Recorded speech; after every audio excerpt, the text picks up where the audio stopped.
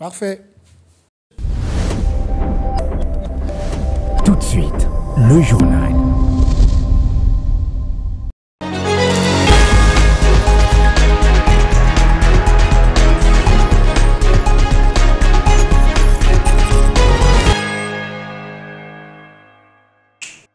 Nouveau journal sur l'RT du corps. Mesdames, Messieurs, bienvenue. Tout de suite, le titre. Clôture des épreuves de l'examen de l'édition 2024 dans toute l'étendue du territoire national. Vous suivrez dans ces journaux la réaction des Bleus et Blancs au sortir de centre de passation de l'exéta qui ne jure que sur la réussite. Nos reporters les ont rencontrés devant les complexes scolaires Les Loupio. Comment le journalisme et la recherche peuvent-ils nourrir l'éducation de base en RDC? C'est la thématique de la télé organisée à l'UNIKIN au siège du centre de recherche en ressources en eau du bassin du Congo.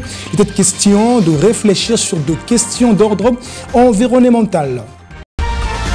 Et puis, la première ministre séjourne depuis mardi dans l'est du pays. Judith Soumino apporte un message de paix et de réconfort à la population victime des affres de la guerre. Reportage à suivre dans ces journaux.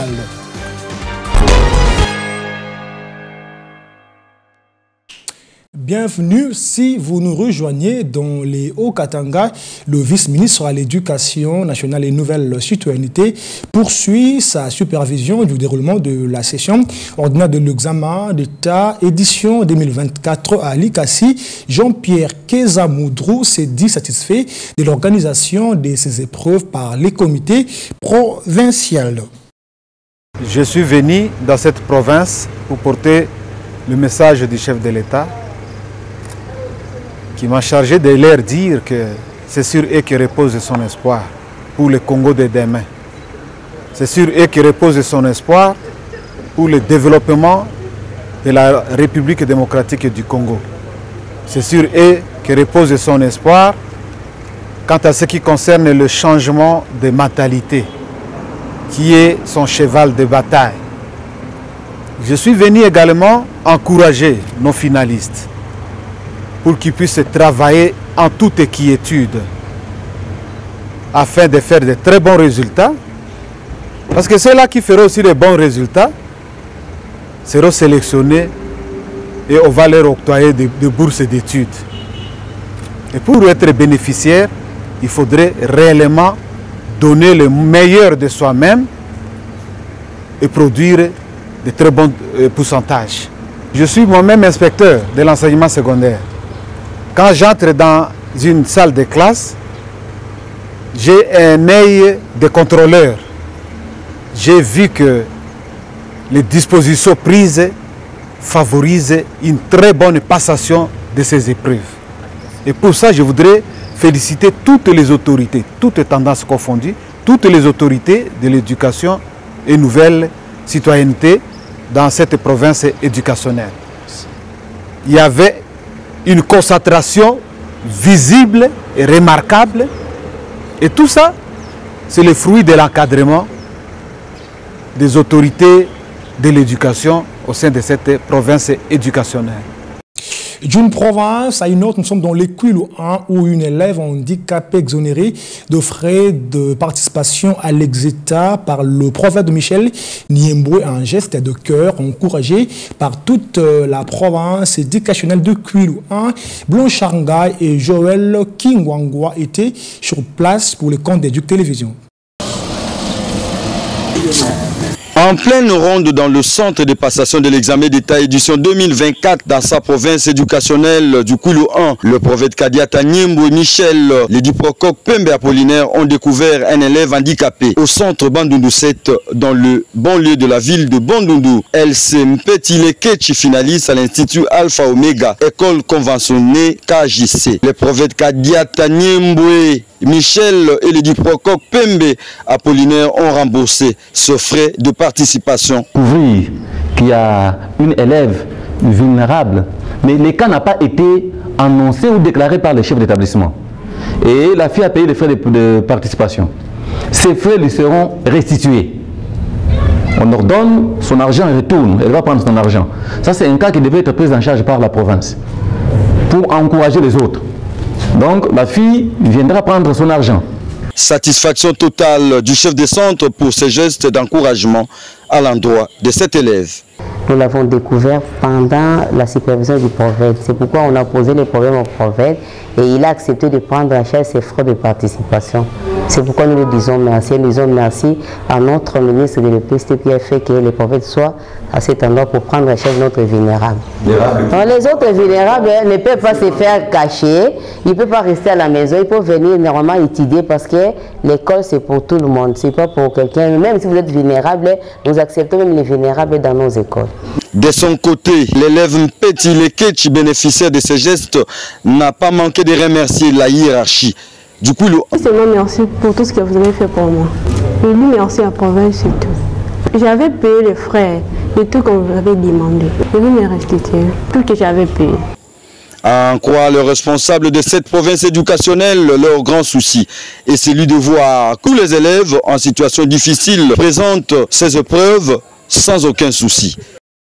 Toujours dans les Kwilu 1, le directeur provincial a effectué une ronde dans plus ou moins 8 centres de passation de la session ordinaire édition 2024 de l'Exeta. Objectif, s'imprégner des conditions dans lesquelles se passent ces épreuves. C'est la ronde aux différents centres de passation de l'examen d'État qui prime. Voilà la raison pour laquelle la hiérarchie de la province éducationnelle de Kwilu 1 se donne à la bonne supervision. Son objectif est d'encourager le finaliste à faire un résultat fameux et voir les conditions avec lesquelles se déroulent ces épreuves. Je voudrais que ma province soit au-dessus des autres provinces éducationnelles. Et c'est vous qui avez bien travaillé, il faut bien travailler pour que nous puissions mériter ces résultats. Je veux que les lauréats soient de cette salle. Occasion aussi pour ses collaborateurs d'encourager ces finalistes à bien travailler. La réussite. Parce qu'il y en a quand ils nous voient venir, ils sont mécontents, mais non, vous devez être contents parce que c'est la réussite pour vous, notre présence. Je suis en train de dire à tout le monde, comme disait le directeur provincial, la réussite c'est vous-même. Ce n'est pas l'extérieur. Envoyer de l'extérieur, ce n'est pas de la magie. Vous devez vous mettre au travail, concentrez-vous. En tout cas, ne pensez pas que de bonnes réponses vont venir de l'extérieur. Jamais. Moi, je pense que ce que vous savez là, ce que vous connaissez, c'est ça de bonnes réponses. Et pour le reste, nous pouvons que vous souhaiter bonne chance. La ronde effectuée par ces responsables de Kwilu 1 dans plus ou moins 8 centres de passation de la session ordinaire édition 2023-2024 vient permettre une autre dimension de collaboration entre le prophète Michel Kadiata et tous les apprenants de la dite province. Un modèle à suivre. Nous sommes à Kinshasa où le directeur provincial de la Lukunga a en ces derniers jours des épreuves certificatives de l'examen d'État édition 2024 a visité 6 centres de passation dont 2 centres dans la sous-division de Kinshasa, un centre dans la sous-division de Lingwala et 3 centres dans la sous-division de la Gombe. Le constat est satisfaisant car aucun incident n'a été signalé et les élèves étaient présents dans leur centre. C'est les derniers jours de l'examen d'État édition 2024 sur toute l'étendue de la République démocratique du Congo.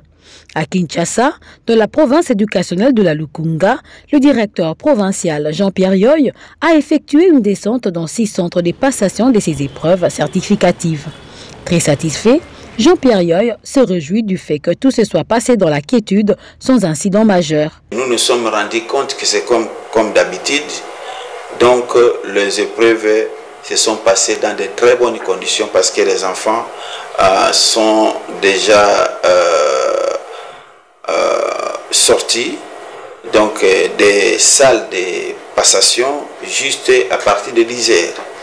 Et je me suis rendu compte que les enseignements ont été bien assurés par les vaillants professeurs et les chefs d'établissement avaient fait leur travail d'encadrement des élèves.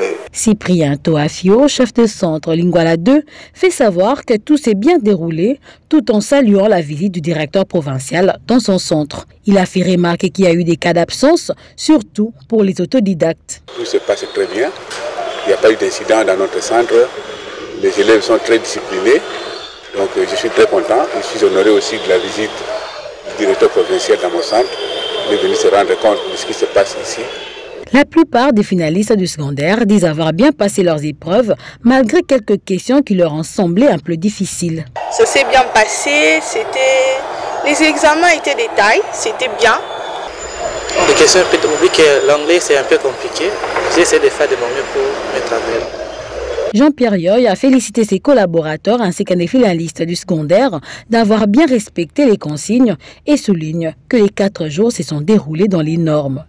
Il a exhorté par ailleurs les finalistes d'éviter les dérapages et à attendre dans le calme les résultats. On ne change pas de chapitre, c'est le 4e et dernier jour des épreuves de l'examen d'État édition 2024. Nos reporters ont rencontré quelques finalistes devant les complexes scolaires Les Loupio. Ces derniers ne jurent que sur leur réussite. On les écoute, ils répondaient au micro de Christine Chibuka.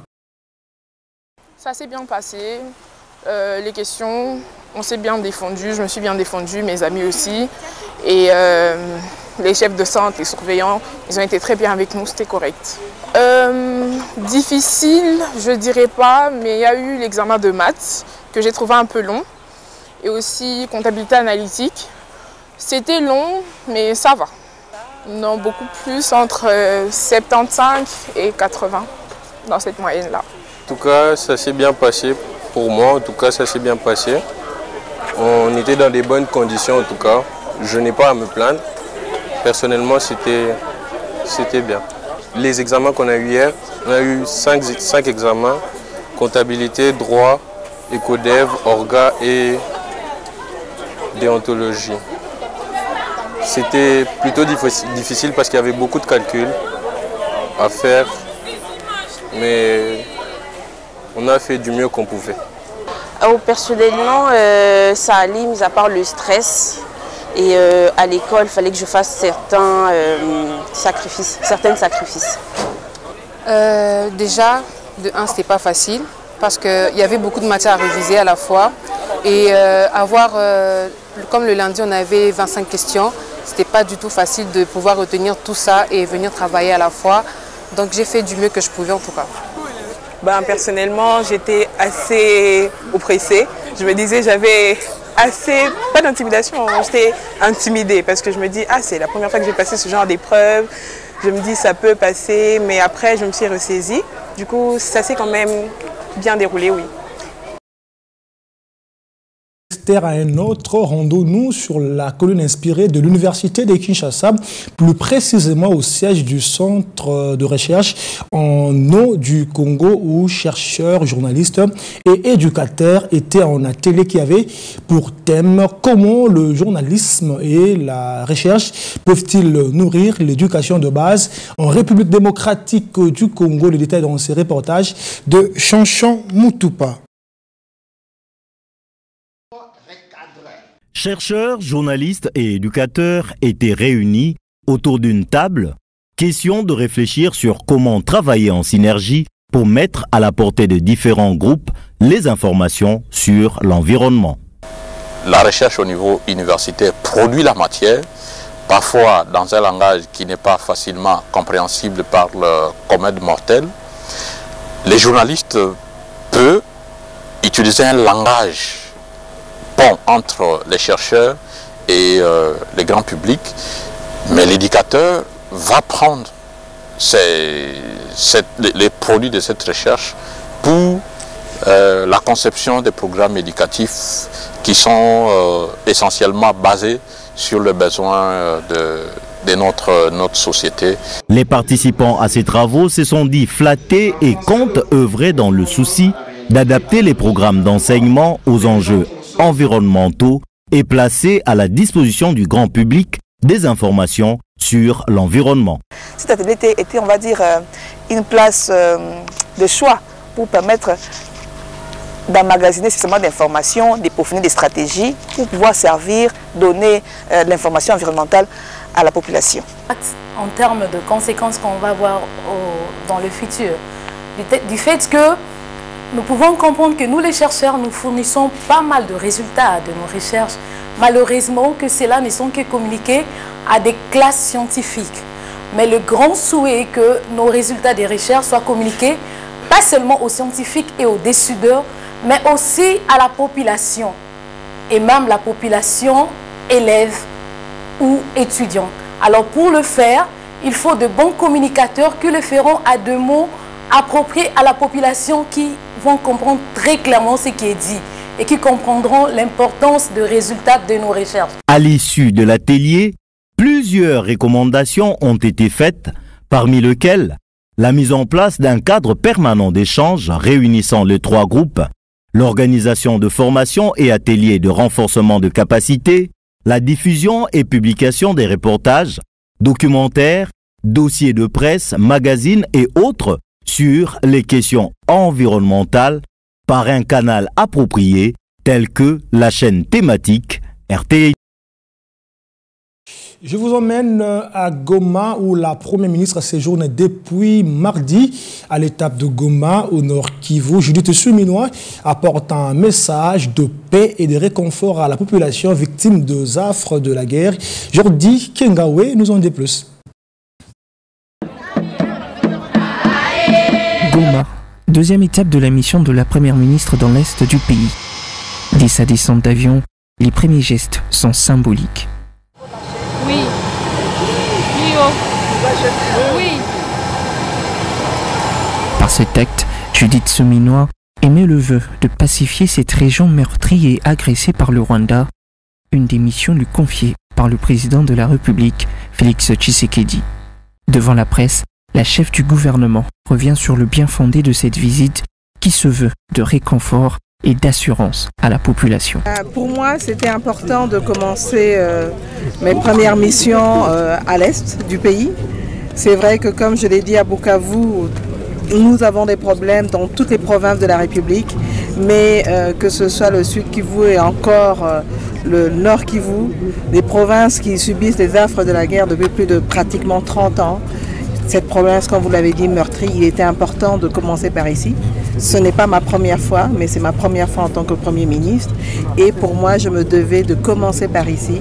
C'est vrai que les problèmes, on les connaît de loin, on les connaît, mais il est toujours important de venir, de rencontrer la population, de rencontrer les autorités au niveau de la province, les autorités locales, les chefs coutumiers, et pouvoir échanger avec eux, parce que là, nous sommes en train, on a commencé, on a pris fonction, et donc il est important de pouvoir quand même avoir des échanges pour pouvoir ajuster nos interventions dans le cadre de la mise en œuvre du programme du gouvernement.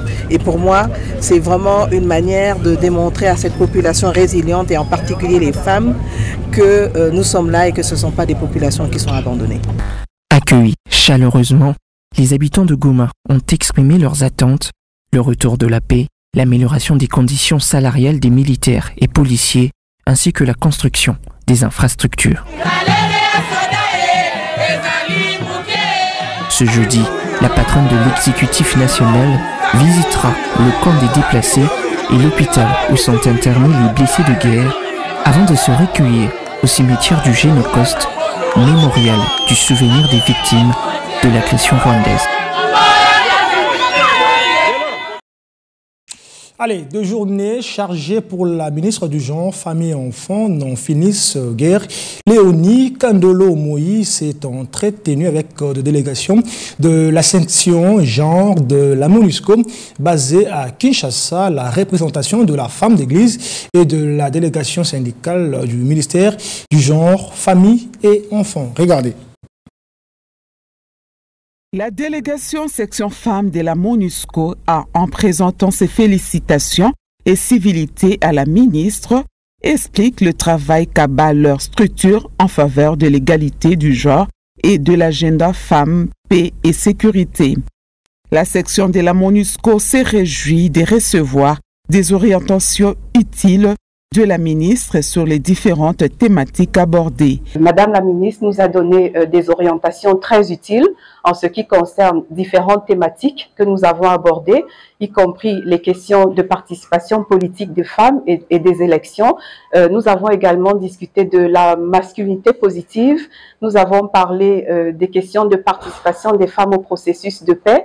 Et sur toutes ces questions, nous avons eu le privilège en fait de recevoir des informations et des directives relativement ou alors très claires de son Excellence Madame la Ministre. Léonie Kandolo Omoï, ouverte à tous, a accepté la main que la représentation de la femme d'église lui a tendue. Judith Kalonji, pasteur de son État, venue elle aussi présenter ses civilités à la ministre Léonie Kandolo. Son association des femmes d'église veut jouer sa partition dans le développement de la société. On considère que la femme d'église fait partie aussi de toutes les femmes de la République démocratique du Congo et qu'elle aussi, elle milite pour que les problèmes de parité genre soient pris en compte pour permettre à ce que la nation tout entière bénéficie de tous les apports des femmes dans les entités qui représentent la nation. Enfin, l'infatigable ministre du genre, famille et enfants va recevoir la délégation syndicale de ces ministères. Les deux parties ont planché sur les problèmes préoccupant leur administration. Satisfaits, ces syndicalistes sortent de cette rencontre avec Léonie Kandolo réconfortée. Son Excellence, à son tour, elle nous a promis de faire de son mieux pour essayer de mettre tout le monde à l'aise, d'abord sur le plan de pléthore, comment travailler avec son équipe et les banques syndicales pour essayer de travailler sur la situation du personnel au sein de l'administration du genre de famille. Le ministre de la Santé publique, Hygiène et Prévoyance sociale, Chabel Roger Nkamba, a reçu un trophée pour son engagement en faveur de la gratuité de la maternité, une initiative des responsables administratifs de son ministère à Béatrice, hôtel dans la ville-province de Kinshasa. Regardez. Il fait partie des 54 ministres reconduits dans le gouvernement souminois. Samuel Roger Nkamba, ministre de la Santé des Congolais, a été accueilli dignement par ses responsables administratifs de son ministère à l'hôtel Béatrice. Compté parmi les personnalités récompensées en raison du travail énorme qu'il est en train de faire dans son secteur dans le cadre de la couverture santé universelle sur l'ensemble du territoire national. Moi, il faut remercier Dieu, qui est le maître de toutes choses.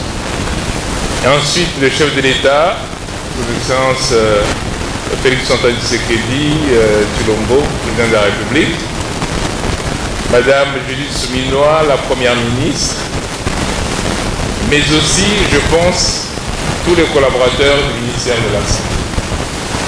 Parce que je crois que quand on a dit qu'on va faire la gratuité de la maternité, personne n'y a cru, mais le chemin a bien été entamé et le train est vraiment en marche de manière irréversible.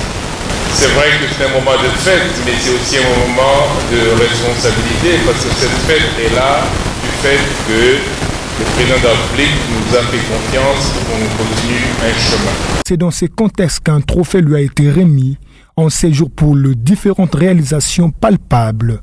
Ces trophées seraient immortalisés dans la mémoire collective, le passage remarquable d'une valeureuse personnalité aux ambitions effrénées. Fin de ce journal. Merci à vous de l'avoir suivi. Restez branchés au programme de la RT du paix et grâce dans vos familles et que Dieu bénisse les RDC. Au revoir.